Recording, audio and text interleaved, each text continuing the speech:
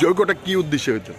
আমরা মানুষের শান্তি চাই, শান্তিভাবে ঠাকুরই কামনা করি। আমরা প্রায় 69 না 68 বছর ধরে আমরা সবাই এই যে লেবার যত আছে, সর্দার আছে, সবাই মিলে মালিকের থেকে চাঁদা করে এই যজ্ঞটা করি। 12 ঘন্টা প্রোগ্রাম।